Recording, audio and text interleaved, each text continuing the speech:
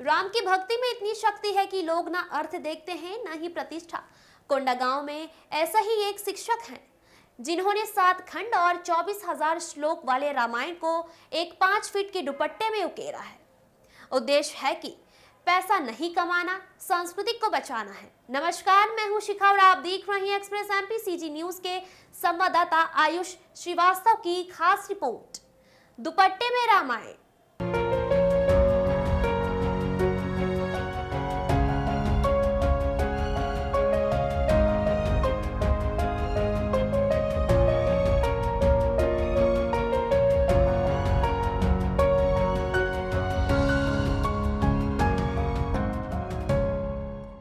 उनकी चित्रकारी इसलिए खास है क्योंकि वो महज 5 फीट के कोसे के दुपट्टे का उपयोग करते हैं। वो अपनी चित्रकारी केंद्रीय मंत्री निर्मला सीतारमण समेत रामायण सीरियल के किरदारों को भी भेंट कर चुके हैं।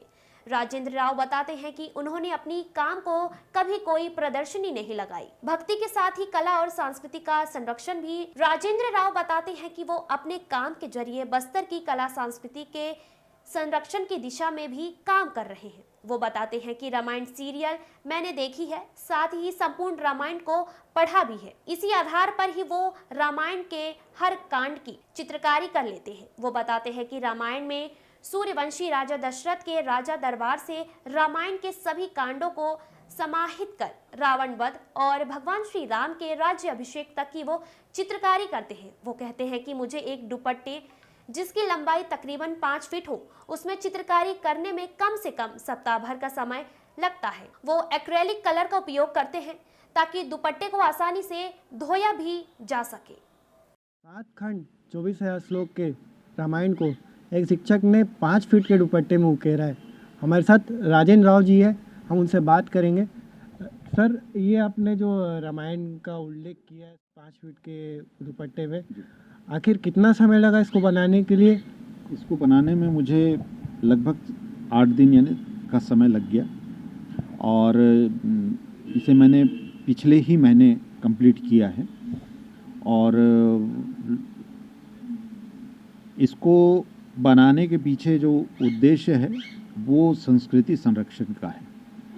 मैं चाहता हूँ कि आज की युवा पीढ़ी को भगवान राम के आदर्शों पर उनकी बातों को बताऊं, चित्रों के माध्यम से उनके संस्कारों को युवा पीढ़ी तक दिखाऊं और संस्कृति का संरक्षण कर सकूं। अभी 22 तारीख को राम की प्राण प्रतिष्ठा है, उसको लेकर आपका क्या कहना है? 22 तारीख को जो राम जी की प्राण प्रतिष्ठा होने जा रही है, ये हमारे लिए और संपूर्ण भारतवासियों के लिए बहुत ही गर्व का विषय है।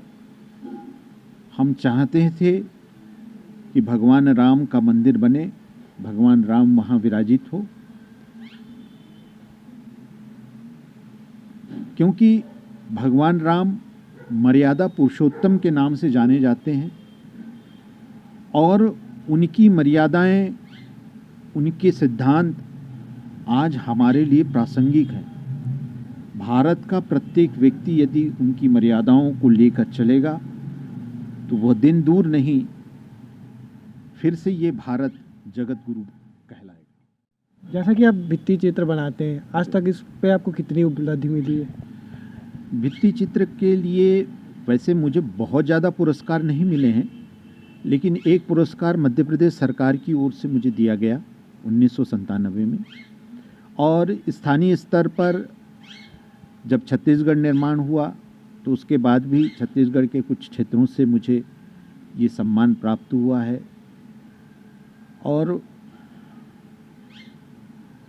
मैं सबसे ज़्यादा बस्तर के लोगों से प्रभावित हूँ और हमारे छत्तीसगढ़ लोगों से भी प्रभावित हूँ कि जिन्होंने मुझे भित्ति चित्र के क्षेत्र में बहुत प्रशंसा दी है, मेरे कार्य को बहुत सराहा है।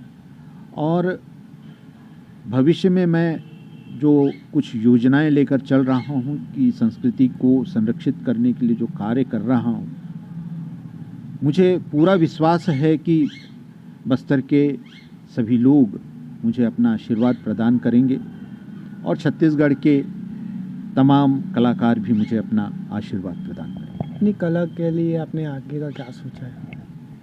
आगे की जो मैं चित्रकला के क्षेत्र में कार्य करने जा रहा हूँ, उसमें बस्तर दशहरा के ऊपर में मैं 75 दिनों का जो 75 दिनों का माफ़ कीजिएगा 75 दिनों का जो दशहरा पर्व होता है, उस दशहरा पर्व का प्रति दिन का एक एक जो चित्रण है 75 दिन का, वो पूरा करने जा रहा हूँ। और साथ ही बस्तर में जो नृत्य शैलियाँ हैं, बस्तर की जो विवाह या गूंचा पर्व या यहाँ की आम जनजीवन की जो शैलियाँ हैं, उन पर भी मैं कुछ एक सीरीज के रूप में चित्रों का निर्माण कर रहा हूँ, सीरियल के रूप में। और रामायण पर तो मैं कार्य कर ही रहा हूँ, और साथ ही एक विचार चल रहा है कि भगवान कृष्ण को भी मैं बस्तर के परिवेश में बस्तर संस्कृति के साथ उकेरना चाहूँगा। अपनी कला को क्या आप युवा पीढ़ी के लिए? युवा पीढ़ी को केवल मैं यही संदेश देना चाहता हूँ कि बस्तर का जो भित्ति चित्र है। आयुष श्रीवास्तव की रिपोर्ट।